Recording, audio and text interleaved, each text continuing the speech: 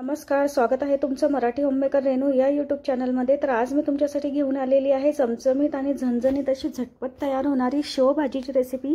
जर घरात एखाद्या वेळेस पाहुणे आले किंवा मग भाजीला शिल्लक नाही राहिलं तर ही भाजी तुम्ही झटपट अशी तयार करून घेऊ शकता। चला तर रेसिपीला सुरुवात करूया। सर्वात प्रथम मी इथे 2 मोठ्या आकाराचे कांदे घेतले आहेत। कांदे आपल्याला उभे असे चिरून घ्यायचे आहेत। ही भाजी मी 5 लोकांसाठी करणार आहे, त्यामुळे मी इथे 2 मोठ्या आकाराचे कांदे घेतले। त्यासोबतच इथे 2 इंच एवढं सुकं खोबरं घ्यायचं आहे। खोबऱ्याचे देखील आपण पातळ काप करून घेऊया। खोबऱ्याचे आणि कांद्याचे काप झाल्यानंतर गॅसवर तवा ठेवला आहे। तर सर्वात प्रथम आपण इथे कांदा तव्यावर भाजून घ्यायचा आहे, साधारणतः 1-2 मिनिटापर्यंत। कांदा भाजायला सुरुवात करण्या अगोदर मी इथे 1 चमचाभर पोह्यांचा चमचाभर जो असतो तो तेल घालून घेतले। तेल घातल्याने कांदा जरा पटकन असा भाजला जातो। कांदा थोडासा गुलाबीसर झाला की त्यामध्ये मी 3 ते 4 हिरव्या मिरच्या घालून घेणार आहे। मिरच्या देखील आपल्याला 2 मिनिटं अशा कांद्यासोबत भाजून घ्यायच्या आहेत। कांदा आणि हिरव्या मिरच्या 2 ते 3 मिनिटापर्यंत भाजून झाल्यानंतर एका प्लेटमध्ये काढून घेऊया।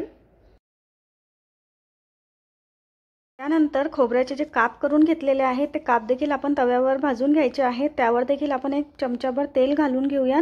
खोबरं जे आहे ते पटकन भाजलं जातं, म्हणून आपण चमच्याने सतत हलवत राहायचं आहे। आणि थोडंसं लालसर झालं की गॅस बंद करून घ्या। गॅस बंद करून झाला की 1 चमचाभर गोडंबी घालून गोडंबी आपण गरम करून घ्यायची आहे तव्यावर। गोडंबी भाजायची नाही, फक्त हलकी गरम झाली की लगेच एका प्लेटमध्ये काढून घेऊया। प्लेटमध्ये काढलेली जिन्नस थंड करून घ्यायची। थंड झाली की मी इथे अर्धा टोमॅटो घेतलेला आहे। टोमॅटोच्या फोडी करून आपल्याला या मसाल्यामध्ये घालून घ्यायचे आहेत आणि हा मसाल्याची आपल्याला मस्त अशी फाईन पेस्ट तयार करून घ्यायची आहे मिक्सरच्या भांड्यामधून। जसं लागेल तसं पाणी ॲड करून। तर मला साधारणतः इथे 1 वाटी पाणी लागलं आहे। फाईन पेस्ट तयार झाली। त्यानंतर गॅसवर कढई ठेवून मी 2 पळी तेल गरम करून घेणार आहे। 2 पळी तेल गरम करून झालं की त्यामध्ये अर्धा चमचा जिरं आपल्याला तडतडवून घ्यायचं आहे। जिरं तडतडल्या गेलं की लहान आकाराचा कांदा मी इथे बारीक चिरून आपल्याला तेलामध्ये गुलाबीसर रंगाचा होईपर्यंत तेलामध्ये परतून घ्यायचा आहे। त्यासोबतच मी इथे 7 ते 8 लसणाच्या पाकळ्या आणि 1 इंच आलं ठेचून घेतलं, ते देखील आपल्याला तेलामध्ये कांद्यासोबतच परतून घ्यायचे आहेत। लसण आणि कांदा तेलामध्ये परतून झाला, साधारणतः 1-2 मिनिटं लागलेली आहे। त्यानंतर जी पेस्ट तयार करून घेतलेली होती आपण ती पेस्ट आपल्याला मध्ये घालून घेऊया। आणि त्यासोबतच मिक्सरच्या भांड्यामध्ये मी थोडंसं पाणी ॲड केलं, म्हणजे लागलेला मसाला वाया जाणार नाही। आणि त्यानंतर मिनिटभर आपल्याला फुल गॅसवर ही पेस्ट तेलामध्ये परतवून घ्यायची आहे। सतत चमच्याने मिक्स करत राहा, म्हणजे ते कढईला चिटकणार नाही। आणि मिनिटभर परतवून झाल्यानंतर पाव चमचा हळद, 1 चमचा धने जिरे पूड, 2 मोठे चमचे लाल तिखट आणि अगदी पाव चमचा मी इथे गरम मसाला पावडर घातलेली। तुम्ही साठवणीचा मसाला किंवा कांदा लसूण मसाला देखील घालून घेऊ शकता। त्यानंतर चमच्याने व्यवस्थित मिक्स करून घेऊयात।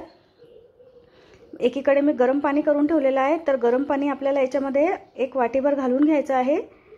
आणि 1 वाटीभर गरम पाणी घालून झाल्यानंतर मिक्स करून घ्या एकदा आणि झाकण ठेवून तेल सुटेपर्यंत आपल्याला मसाले होऊ द्यायचे आहेत।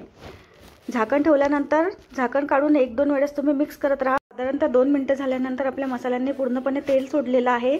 आता मी यामध्ये 1 लहान आकाराच्या टोमॅटोच्या जाडसर फोडी करून घालून घेणार आहे। टोमॅटो घातल्याने अशा प्रकारे भाजीची चव खूप मस्त अशी येते। फक्त ते मसाल्यांमध्ये थोडासा मिक्स करून घ्या, आपल्याला काही शिजवायची गरज नाही। टोमॅटो थोडासा मिक्स करून झाला की 1.5 ग्लास गरम पाणी मी घालून घेणार आहे। भाजीमध्ये तुम्ही गरमच पाणी घाला। त्यानंतर चवीनुसार मीठ घातलेलं आहे, मी इथे 1 चमचा मीठ घालून घेतलं।